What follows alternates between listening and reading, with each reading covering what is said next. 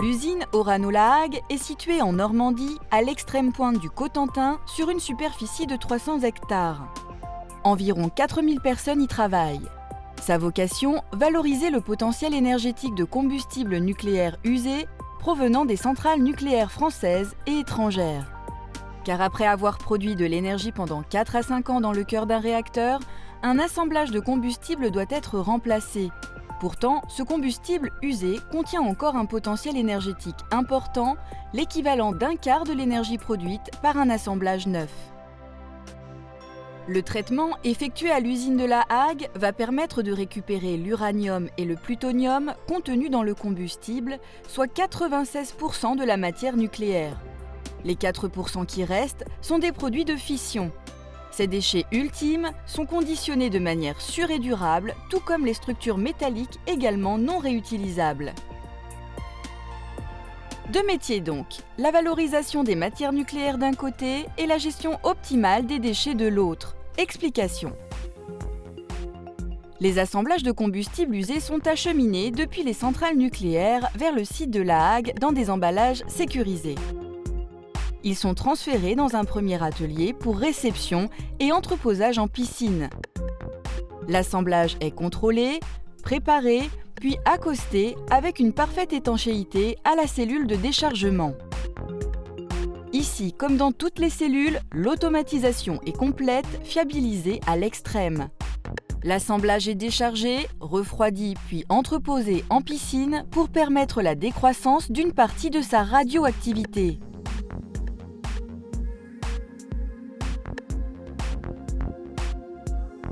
Après plusieurs années en piscine, l'assemblage est transféré vers un atelier où il est d'abord découpé. C'est l'étape du cisaillage. Les embouts sont extraits. Quant aux gaines, qui contiennent les matières valorisables, elles sont découpées en tronçons de 35 mm.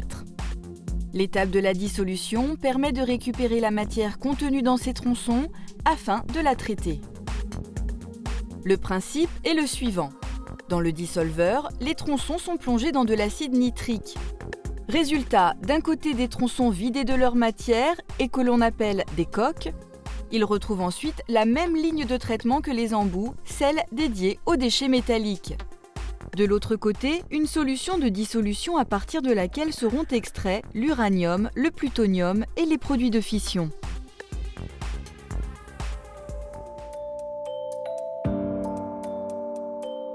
La solution de dissolution contient donc l'uranium et le plutonium valorisables et les produits de fission non valorisables. L'étape de l'extraction consiste à séparer ces trois matières en opérant en deux phases. Dans un premier temps, on sépare les produits de fission du plutonium et de l'uranium, et dans un second temps, on sépare l'uranium du plutonium. Les extractions s'opèrent en phase liquide. On utilise un solvant pour qu'un élément ait une affinité en phase organique et que l'autre reste en phase aqueuse. À la manière de l'eau et de l'huile, les éléments se séparent naturellement. À la fin des cycles d'extraction, on obtient les trois matières séparées. Les produits de fission qui sont concentrés par évaporation, l'uranium également concentré par évaporation et le plutonium qui est transféré vers son atelier de conditionnement. L'uranium est d'abord purifié, il s'agit d'enlever les dernières traces de produits de fission. Puis, il est concentré sous forme de nitrate d'uranyle pour être valorisé à nouveau dans le cycle du combustible.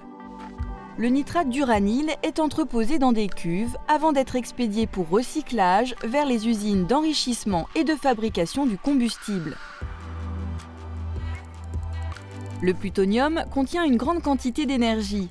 Son traitement va consister à le faire passer d'une forme liquide à une forme solide. Pour cela, il est d'abord purifié, puis il est converti par précipitation en oxalate de plutonium, une pulpe. Le calcinateur va ensuite achever la transformation de l'oxalate en poudre, l'oxyde de plutonium. L'oxyde de plutonium est enfin conditionné en boîte inox. Cette boîte est mise dans un étui qui est lui-même placé dans un container. Une attention particulière est apportée à l'étanchéité et à la non-contamination du container. Après une phase d'entreposage, il est expédié vers l'usine Orano Melox pour fabriquer un nouveau combustible, le MOX, qui permettra d'alimenter à nouveau les centrales nucléaires pour la production d'électricité. À chaque étape du process, la qualité des produits est rigoureusement analysée. Et en sortie, on mesure systématiquement la pureté de la matière obtenue par des analyses chimiques, physiques et isotopiques. Les matières valorisées à l'usine Orano La Hague ont un potentiel énergétique considérable. 1 gramme de plutonium, qui équivaut à 100 grammes d'uranium, représente en effet l'équivalent énergétique de plus d'1 tonne de pétrole. Les produits de fission, extraits à partir de la solution de dissolution, ne sont pas recyclables. Ils contiennent la quasi-totalité de la radioactivité du combustible usé. Ils sont incorporés dans une matrice de verre et conditionnés sous une forme extrêmement stable pour une gestion optimisée et sûre à long terme. Cette opération s'appelle la vitrification. La première étape consiste à faire évaporer l'acide nitrique présent dans la solution de dissolution en la chauffant dans une cuve. Cela va permettre de concentrer les produits de fission. Deuxième étape, le dosage précis de cette solution en vue de sa fusion avec le verre. La solution est ensuite transférée vers un calcinateur où elle est portée à très haute température. C'est la troisième étape. À la sortie du calcinateur, on ajoute de la frite de verre.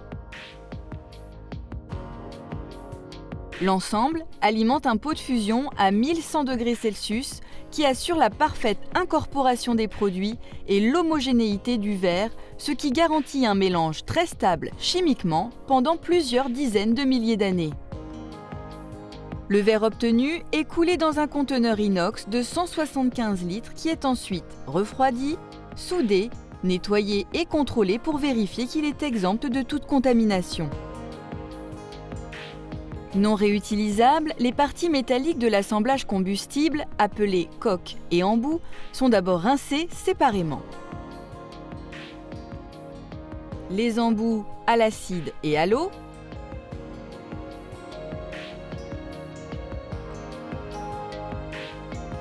les coques à l'eau uniquement.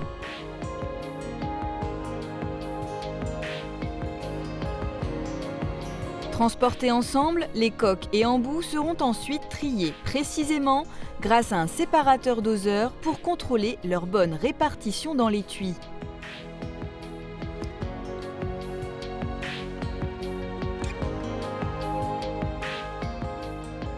Les étuis, ainsi remplis, sont transférés sous une presse de 2500 tonnes pour compactage. Le cycle de compactage des étuis est entièrement automatisé. Il se déroule en 12 minutes. Une fois compactés, les étuis sont conditionnés. Ils sont mis dans un conteneur qui est soudé et vérifié pour non-contamination avant d'être transférés pour entreposage.